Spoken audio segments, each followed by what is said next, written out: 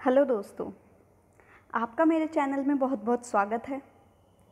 मैं आपको हिस्ट्री पढ़ा रही थी, जिसमें मैंने आपको 2 टॉपिक्स पूरे क्लियर कर दिए थे। हमारा जो प्रागैतिहासिक काल है और जो दूसरा सिंधु सभ्यता है, वो पूरा हमारा कंप्लीट हो चुका है। हम वैदिक सभ्यता पर थे। जो वैदिक युगीन सभ्यता है वो हम पढ़ रहे थे।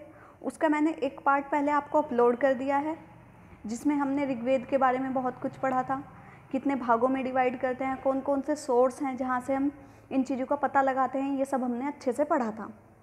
आज मैं वैदिक युग का ही दूसरा पार्ट लेकर आई हूँ, जिसे आप अच्छे से पढ़ेंगे, ध्यान से समझेंगे, और जो भी कॉन्सेप्ट आपको क्लियर नहीं होता है आप वो मुझसे पूछ सकते हैं। और प्लीज़ मेरी आपसे रिक्वेस्ट है कि अगर आपको मेरी वीडियो अच्छी लगे तो प्लीज़ दोस्तों ज़्यादा से ज़्यादा शेयर करें, सब्सक्राइब करें और ज़्यादा से ज़्यादा हमें अपना सपोर्ट दें।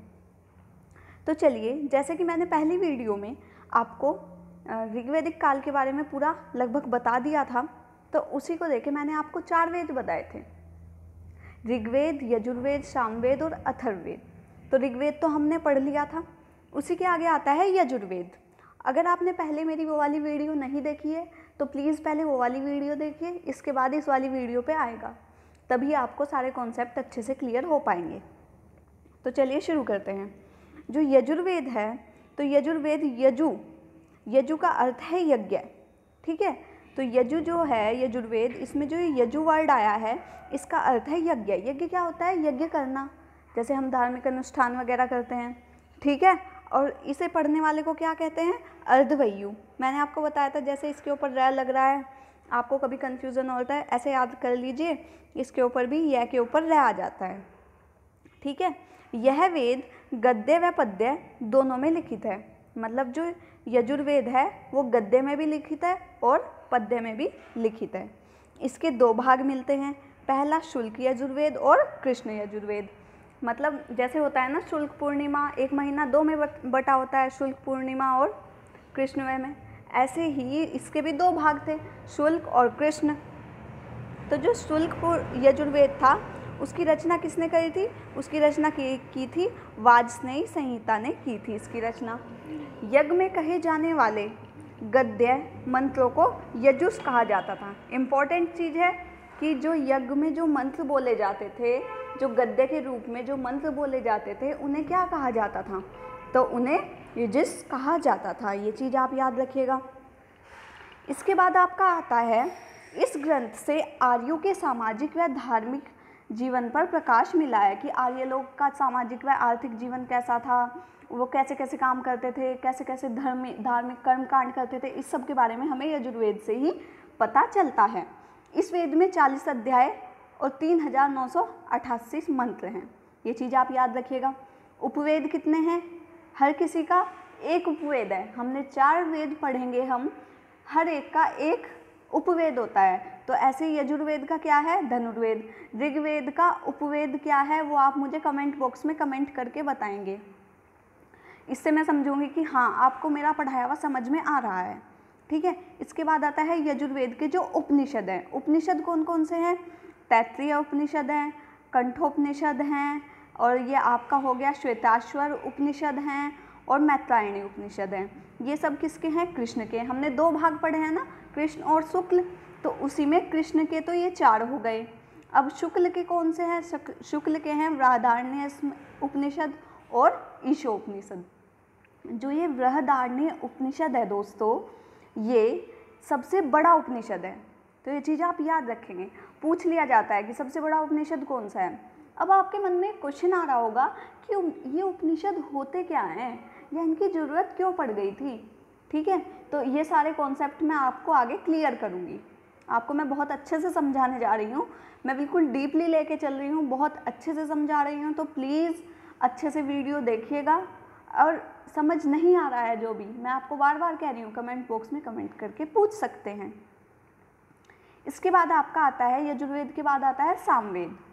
साम, अब देखो साम आया है, साम का अर्थ क्या है? गान। गान मतलब गाना। इसकी ऋचाएँ कितनी है? 1875, ठीक है। तो ये चीज़ आप याद रखेंगे। और जो प्राचीन भारतीय संगीत शास्त्र है, साम का मतलब क्या हो गया? गाना। तो भाई संगीत भी तो इसी में ही होगा, गाना बजाना भी तो सामवेद में ही होगा। ठीक है, अनुष्ठान और हवन के समय सामवेद के मंत्र गाए जाते हैं। जैसे गा गा के कोई हम मंत्र करते हैं तो वो कहाँ से लिए गए हैं, वो सामवेद से लिए गए हैं। इसे पढ़ने वाले को क्या कहते हैं, उद्गाता कहते हैं। गाता आया है ना, देखो, तो गाता से क्या बनता है, सामवेद। इसके 7 स्वर हैं, जो हमारे 7 स्वर हैं जिन्हें हम आज भी गाते हैं, सा रे गा मा पा धा नी सा, ये सारे 7 स्वर भी सामवेद से ही लिए गए हैं। इनका वर्णन भी सामवेद में है।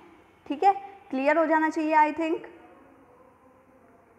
अब देखिए, जो इसका उपवेद है, यजुर्वेद का उपवेद पढ़ा, अब सामवेद का उपवेद क्या है, गंधर्व वेद है। ये चीज़ आप याद, जो उपवेद होते हैं ना, ये बहुत इंपॉर्टेंट है आपके लिए। आप इन्हें अच्छे से, मैं आपको सारे कॉन्सेप्ट आगे क्लियर करूँगी, मैं एक बार आपको पूरा ओवरव्यू दे रही हूँ। अब देखिए, सामवेद के उपनिषद कौन कौन से हैं, छंदोग्य उपनिषद है और केन उपनिषद है। जो छंदोग्य उपनिषद है उसमें कृष्ण और विष्णु का वर्णन किया गया है। अब देखिए अथर्ववेद, अथर्ववेद क्या होता है, अथर्ववेद के रचयिता को अथर्व कहा जाता है। ये सबसे बाद में लिखा गया है, मतलब ये सबसे नवीन है। इसमें क्या है, इसमें 20 मंडल, 731 सूक्त और 5497 क्या है, मंत्र हैं। अथर्ववेद में तंत्र मंत्र, जादू टोना, शल्य चिकित्सा, औषधि विज्ञान की जानकारी हमें मिलती है। मतलब जो आडंबर वगैरह होते हैं, इन सब का जानकारी कहाँ से मिलती है हमें, अथर्ववेद से ही मिलती है। मगध में रहने वाले लोगों को वात्य कहा जाता था। मोस्ट इम्पॉर्टेंट है दोस्तों, बहुत ज़्यादा पूछा जाता है। ठीक है, अब ये ऐसे पूछ लेगा वात्य क्या होता था, तो जो कहाँ रहते थे, जो मगध में लोग रहते थे उन्हें वात्य कहा जाता था। जो अथर्ववेद का अब उपवेद है वो क्या है, शिल्पवेद है। ये चीज़ आप याद रखिएगा। इसके बाद आता है अथर्ववेद के उपनिषद। उपनिषद कौन सा है, एक तो मंडूक उपनिषद है जिसमें क्या मिला है, सत्यमेव जयते का वो मिला है, प्रमाण मिला है। अब देखिए, यज्ञ की तुलना टूटी हुई नाव से की गई है। किसमें, मंडूक उपनिषद में जो यज्ञ है उसकी तुलना टूटी हुई नाव से की गई है। तो ये चीज़ आप याद रखेंगे।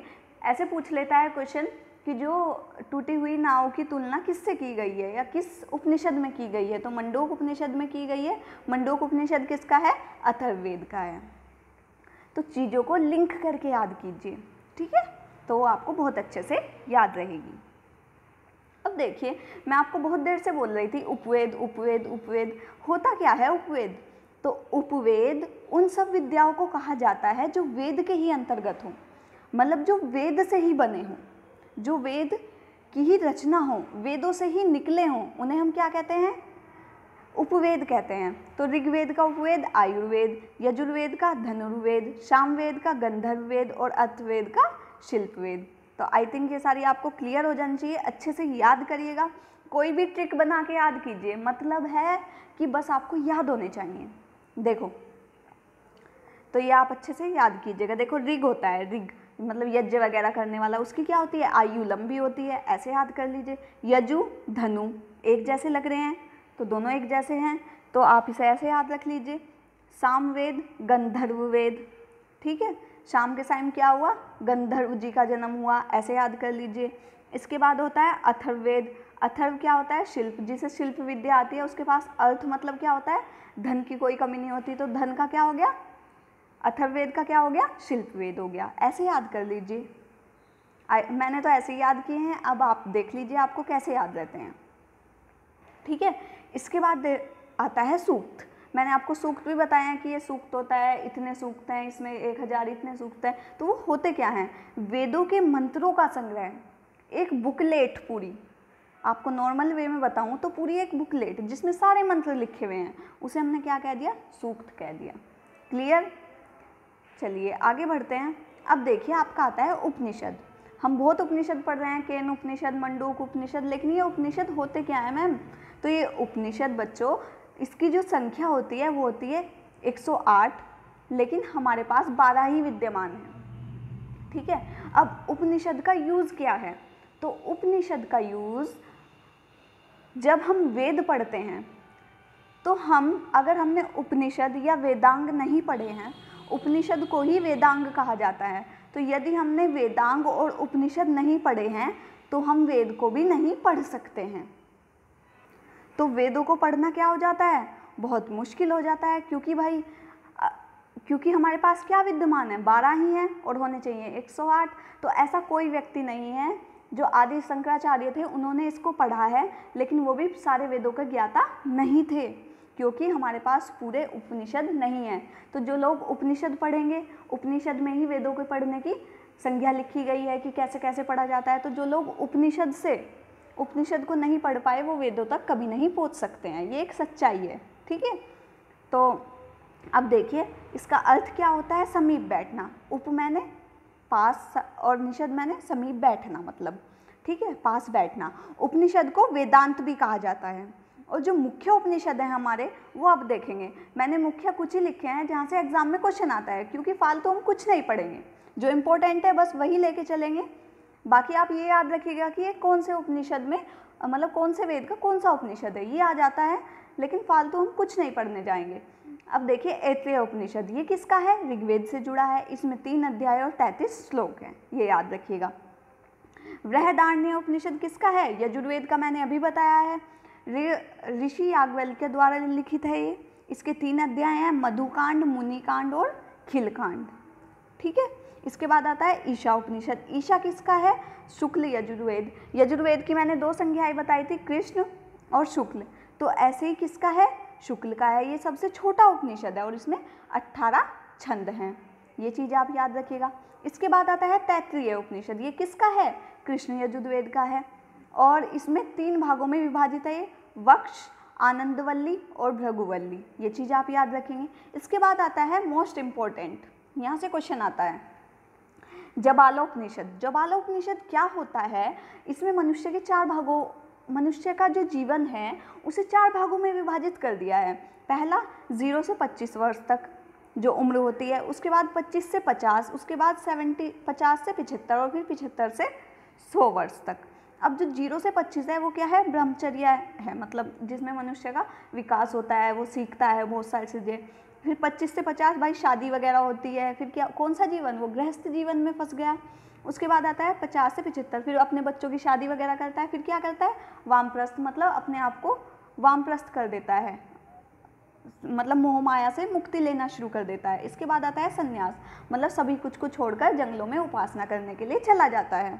तो ये किस में दिखाया गया है, ये जवालोपनिषद में दिखाया गया है। इसके बाद देखिए एक कॉन्सेप्ट आता है वेदत्री। वेदत्री, ऐसे क्वेश्चन आता है कि वेदत्री में कितने वेद हैं। तो देखो वेद और त्रि का मतलब हो गया 3, तो 3 वेद हैं। जो 3 हमारे पुराने वेद हैं वही है, अथर्ववेद मैंने आपको बताया नया है, तो जो पुराने वेद हैं वो इसमें आएंगे, ऋग्वेद, यजुर्वेद, सामवेद, ये चीज़ आप याद रखिएगा। नेक्स्ट आता है बच्चों आपका ऋग्वेदिक काल का आर्थिक जीवन।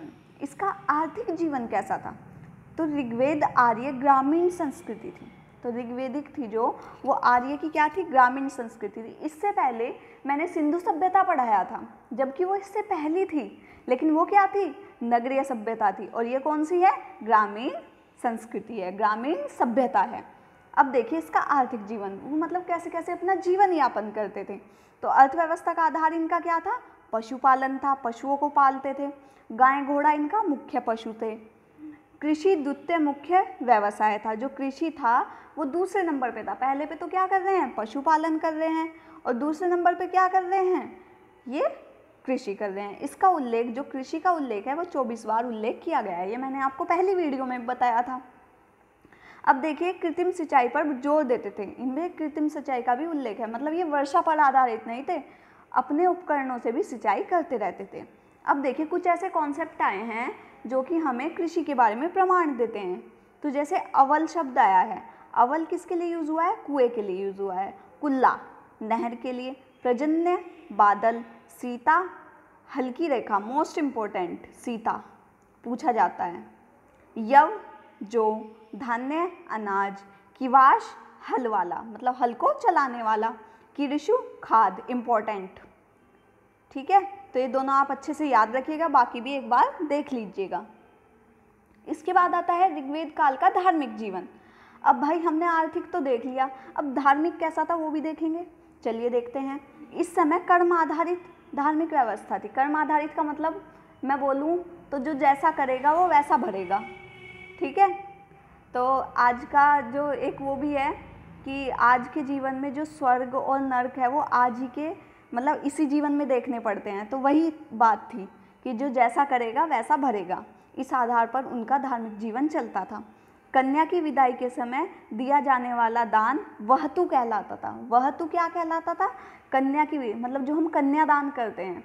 अब आप ऐसे याद कर लीजिए, अगर आप किसी की शादी में जा रहे हैं लड़की की और उसका कन्यादान लिख रहे हैं तो आप क्या दे रहे हैं? उसे वहतु दे रहे हैं।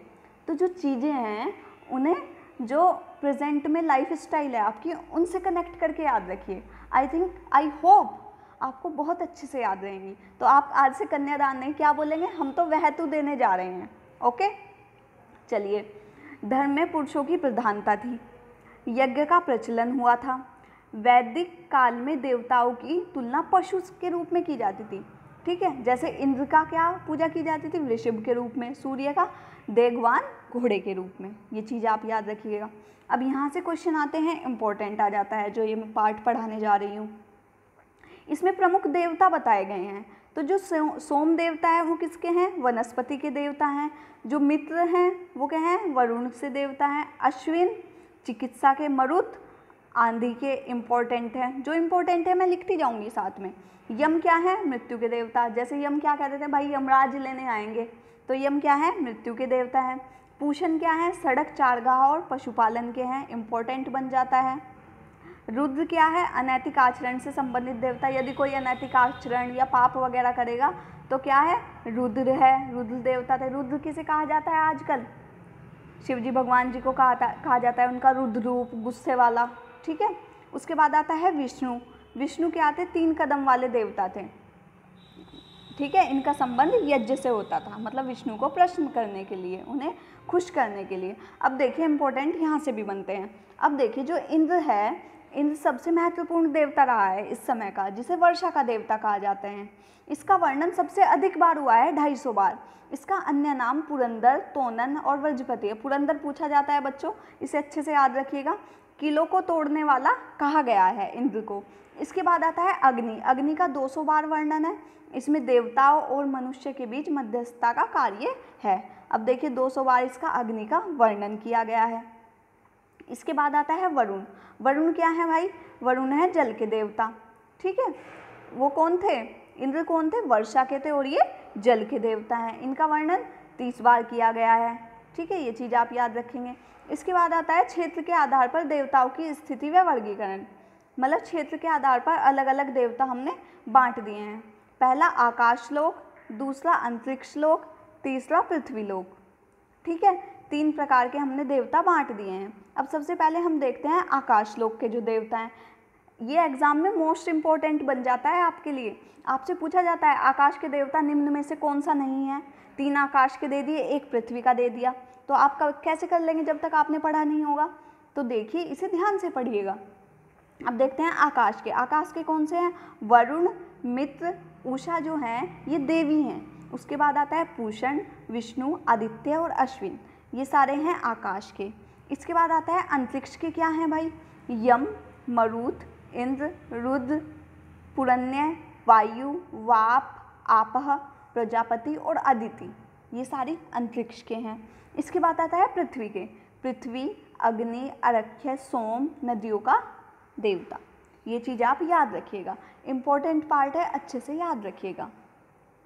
इसके बाद आता है वैदिक काल का राजनीतिक जीवन, मतलब वहाँ के लोग कैसे जीवन यापन करते थे, कैसे।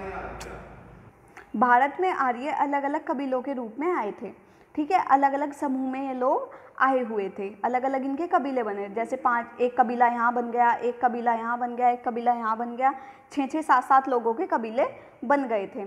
आर्यों का प्रारंभिक जीवन अस्थायी था, मतलब आज वो यहाँ बस गए, कल को यहाँ बस गए, कहीं यहाँ बस गए, तो ठीक है, इनका जो आरंभिक जीवन था वो अस्थायी था। भूमि को आर्य अपनी संपत्ति नहीं मानते थे। ठीक है, वो नहीं मानते थे कि ये हमारी भूमि है, जैसे आज होता है रजिस्ट्रेशन हो रहा है भूमि पे, तो ऐसा कुछ नहीं था। वो पशुओं को मानते थे कि ये हमारी गाय हैं, ये हमारा धन है, मतलब वो पशुओं को ज़्यादा प्रेफरेंस देते थे। आज भी अगर समाज में ये सारी चीज़ें विद्यमान हो जाएं तो मैं नहीं समझती कि किसी भी तरह के लड़ाई झगड़े होंगे। और सबसे अच्छा रिजल्ट जो निकलेगा, मेरा मानना है वो सबसे अच्छा रिजल्ट निकलेगा जो लोगों के परिवार हैं वो संयुक्त रूप से रहेंगे। जो आजकल एकांकी परिवार का जो ये प्रचलन चल रहा है ये नष्ट हो जाएगा अगर आज ये प्रचलन अपना लें। चलिए अब देखिए ये कैसे कैसे विभाजित थे। अब देखिए जो कुल है वो सबसे छोटी इकाई थी। इसका मुखिया कौन था? इसका मुखिया कहलाता था कुलपति। इसके बाद कुलों को जोड़कर कई सारे कुल मिलकर क्या बनाते थे? ग्राम बनाते थे। ग्राम का मुखिया था ग्रामीणी। इसका 30 बार वर्णन हुआ है ग्रामीणी का। जब बहुत सारे ग्राम मिल जाते थे उसके बाद क्या बनता था? विश्व बनता था। तो कई ग्राम मिलकर क्या बना रहे हैं? विश्व बना रहे हैं, जिसे क्या कहा जाता था? विश्वपति। इसके बाद क्या बनता था? जन। जन क्या है? जन का मुखिया क्या था? जनस्य गोपा। इसका वर्णन 275 बार है। अब इसे ऐसे समझिए, जैसे आपका परिवार है, परिवार बहुत सारा परिवार मिलके क्या बना देते हैं? मोहल्ला। बहुत सारे मोहल्ले बनके क्या बना देते हैं? नगर। बहुत सारा नगर मिलके क्या बना देते हैं? राज्य। बहुत सारे राज्य मिलके क्या बना देते हैं? देश। तो वही प्रथा उस समय भी विद्यमान थी। ठीक है। अब देखिए ऋग्वैदिक काल का सामाजिक जीवन। वहाँ का सामाजिक जीवन कैसा था? तो वहाँ का सामाजिक जीवन कैसा था? पितृसत्तात्मक, मतलब पुरुष प्रधान देश था। और जबकि सिंधु सभ्यता का कैसा था? मातृसत्तात्मक। दोनों में कंफ्यूज नहीं होना है। महिलाओं की स्थिति अच्छी थी। समाज में बाल विवाह प्रदा प्रथा का प्रचलन नहीं था। ठीक है, किसी तरह का कोई आडंबर वगैरह नहीं था। नियोग प्रथा और पुरुषों में बहुविवाह का प्रचलन था। ठीक है, जो पुरुष थे वो बहुत सारे विवाह कर सकते थे और नियोग प्रथा भी प्रचलित थी। उसके बाद आता है शाकाहारी व मांसाहारी समाज था। मतलब वो मांस भी खाते थे और शाकाहारी भी थे, मतलब ओमनिवोरस थे वो। ओमनिवोरस कहते हैं ना जो साग सब्जी भी खाते हैं और मांस भी खाते हैं। इसके बाद आता है वर्ण व्यवस्था का वर्णन किया गया है। इसमें वर्ण व्यवस्था भी विद्यमान थी। जैसे 10वें मंडल में, ऋग्वेद के 10वें मंडल में क्या बताया गया है? वर्ण व्यवस्था बताया गया है। मैंने आपको पहले वीडियो में बताया था कि उसमें ब्रह्मा का जो शरीर है उससे उनकी उत्पत्ति बताई गई है। और जो वर्ण व्यवस्था थी वो कर्म पे आधारित थी। कर्म पे आधारित का मतलब बच्चों, जैसे जो पूजा पाठ हवन वगैरह करते थे वो कौन कहलाते थे?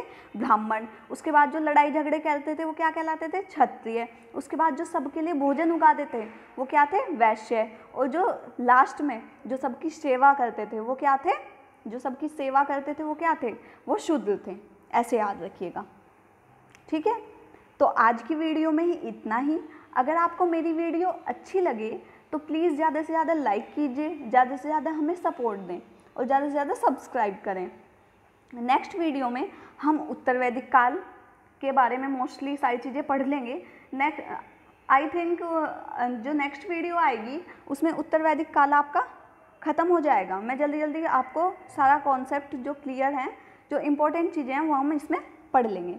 तो आज की वीडियो में बच्चों इतना ही। धन्यवाद।